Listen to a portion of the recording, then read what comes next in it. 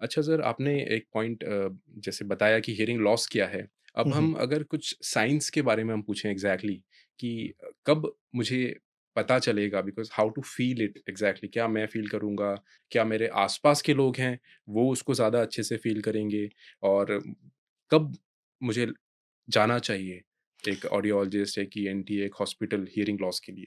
ये बहुत अच्छा क्वेश्चन पूछा आपने और एक अगर कोई भी जो प्रोफ़ेशन में नहीं है ऑडियोलॉजी के, वो भी घर पे 1 मिनट में शायद ये चेक कर लेगा कि वेदर प्रॉब्लम है कि नहीं है। पहले तो साइंस बताता हूँ। साइंस में जो कि सारी दुनिया बताती है, वही मैं बताऊँगा आपको। ठीक है? कि आवाज़ तो आ रही है, लेकिन समझ में नहीं आ रहा। ठीक है? हुँ, कहानी राइट। बताता हूँ आपको। मैं 6th-7th क्लास में था, मुझे नहीं मालूम था कि मैं बड़ा होके ऑडियोलॉजिस्ट बनूँगा। ना कभी मैंने कभी बोला होगा। लेकिन हमारे दुकान के सामने मतलब हमारे घर के सामने एक छोटी-सी क्यूट सी शॉप होती थी। आप समझिए कि ब छोटा-सा एक रूम होगा, अंकल थे, उनके पास ऐसे सब कुछ किट-कैट वगैरह ये बिस्किट-विस्किट सब कुछ रखते थे और छोटी-मोटी ग्रोसरी रखते थे। ये उस टाइम की बात है जब हम लोग बच्चे होते थे और एक रिफाइंड ऑयल आता था धारा, हुँ, ठीक है? Right, right. अब जितने मेरे ऐज के होंगे वो तो रिलेट कर पाएँगे, अभी जो द 20-25 साल के इंटर्न्स होंगे या दे बच्चे आर होंगे into olive oils and all. हाँ, तो उनको नहीं पता लगेगा, एटलीस्ट ये ब्रांड नहीं पता लगेगा। सो मैंने जाके बोला अंकल को and that used to come in tetra pack if you remember tetra pack में इतना बड़ा पैकेट आता था, अलग-अलग पैकेट आते थे, तो टेट्रा पैक में वो धारा आता था। I went to the shop मैंने बोला अंकल मेरे को ना धारा दे दीजिए और अंकल ने एक चीज़ निकाली इतनी लंबी ऐसे खींच के और मुझे नाड़ा पकड़ा दिया, right? And I was like धारा नाड़ा, तो किसी ने बोला अंकल ब्रेड हुँ, दीजिए, तो वो ब्लेड निकाल के दे देते थे। तो what exactly was the hmm. Problem? सुन तो रहे थे, सुन तो रहे थे, राइट। लेकिन समझने का प्रॉब्लम आ गया।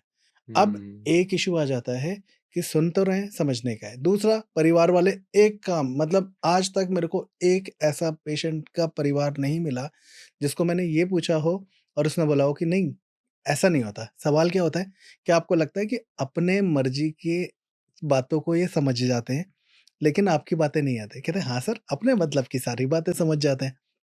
तो एक्चुअली में होता क्या है कि वो गलत नहीं है और आपको क्यों लग रहा है? आपको इसलिए लग रहा है क्योंकि होता क्या है कि आपको जो हियरिंग लॉस डेवलप होता है तो वो अलग-अलग फ्रीक्वेंसीज़ की आवाज़ें होती हैं, ओके। ठीक है? फॉर एग्ज़ाम्पल मैं आपसे बात कर रहा हूँ, तो मेरी आवाज़ जो है इस आवाज़ को हम बोलते हैं कॉम्प्लेक्स टोन।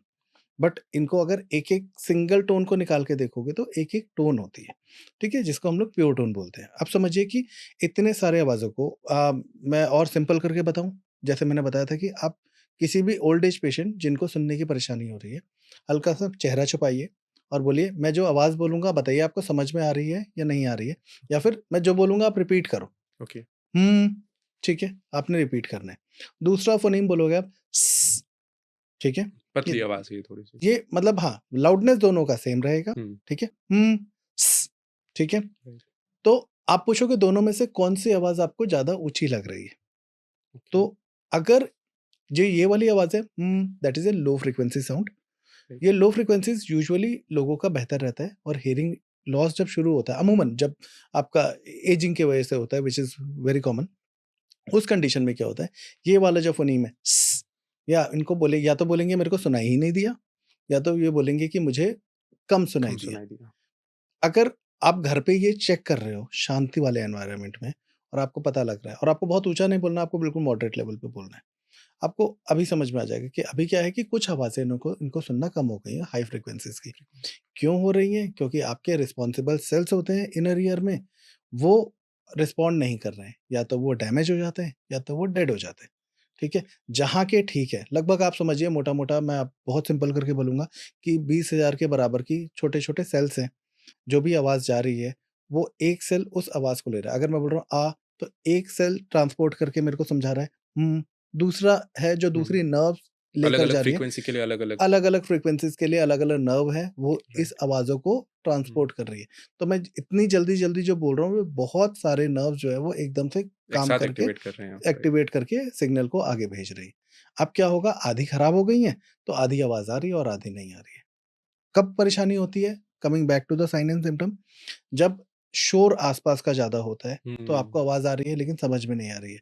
कोई दूर से बात बोलेगा, आवाज़ आ रही है, समझ में नहीं आ रही है। स्पेसिफिकली हाई फ्रीक्वेंसी पे आपका टीवी आपको समझ में नहीं आएगा। हुँ, हाँ, फ़ोन कॉल जो है ना, वो बिल्कुल ठीक सुनाई देगा। ठीक है? ओके, फ़ोन अच्छा क्योंकि फ़ोन की फ्रीक्वेंसी कम हो जाती है। मेरी ये वाली आवाज़ और जब मैं आपसे फ़ोन पे बात कर रहा हूँ, डिफरेंस तो है। डिफरेंट आ जाती है। तो हुँ, फ़ोन जो है वो कंप्रेस कर देता है, फ़ोन की आवाज़ ठीक आती है। हुँ, वन टू वन कम्युनिकेशन शांति में बिल्कुल ठीक है।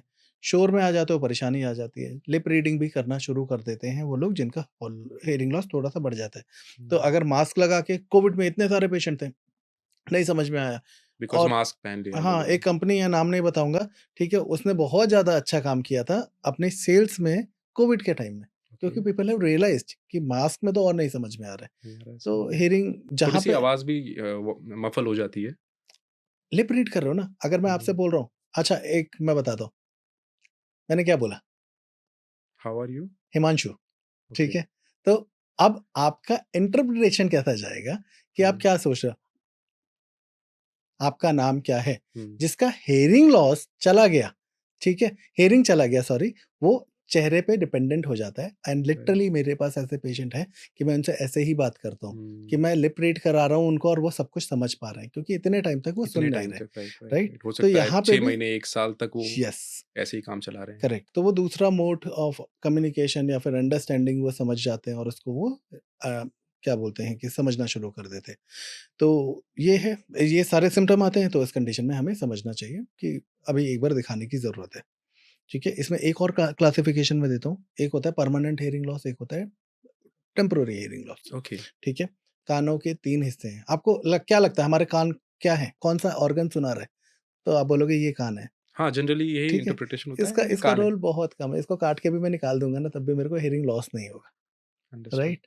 तो एक और स्टडी थी जिसमें फैक्ट्स से पूरा भर दिया था हमारा, इसको पिना बोलते हैं, ठीक है? उसमें भी हियरिंग थ्रेशोल्ड्स पे ज़्यादा फ़र्क नहीं आया, राइट? कहने का हुँ, मतलब है कि ये तो ओनली विज़िबल बट सबसे कम इस्तेमाल होने वाला हियरिंग में एक ऑर्गन है, एक ऑर्गन है। ये जो पार्ट ऑफ द ईयर है। ईयर कैनाल आता है, ईयर ड्रम तक जाता है, ठीक है? वो होता है हमारा आउटर ईयर। ईयर ड्रम से हमारी 3 हड्डी वाली कैविटी होती है, मतलब एक एयर फिल्ड कैविटी 6 वॉल का होता है, एक कमरे ओके, की तरह 3 बोन्स जा रही होती है। तो वो हमारा मिडल ईयर होता है, राइट? आउटर ईयर में या मिडल ईयर में इन दोनों में कोई परेशानी आती है, तो वो रिज़ॉल्व हो सकता है, उसके ठीक होने के चांसेस ज़्यादा होते हैं। Okay, then comes our inner ear. Inner ear में 2 ऑर्गन होते हैं। एक ऑर्गन का काम होता है सुनाना, एक ऑर्गन का काम होता है बॉडी को बैलेंस करके रखना, ओके। राइट? तो organ of hearing which is cochlea, उसका काम है। अगर उसके अंदर इतने माइन्यूट सेल्स होते हैं कि वो आप रिपेयर कर ही नहीं सकते हो, ठीक है? वो आपको आँखों से भी नहीं दिखाई देते। तो वहाँ पे अगर वो डैमेज हो गया, तो वो आपका परमानेंट हियरिंग लॉस हो गया, right? So we have to understand and this is why we require a team of ENT and audiologist, ठीक है? कि हम लोग आपस में समझते हैं कि अच्छा इसको आपको आपकी सर्जरी से या दवाइयों से ये ठीक हो जाएगा या फिर ये पेशेंट है, इसका इम्प्लांट ही करना पड़ेगा या फिर इसको हियरिंग एड ही लगाना पड़ेगा।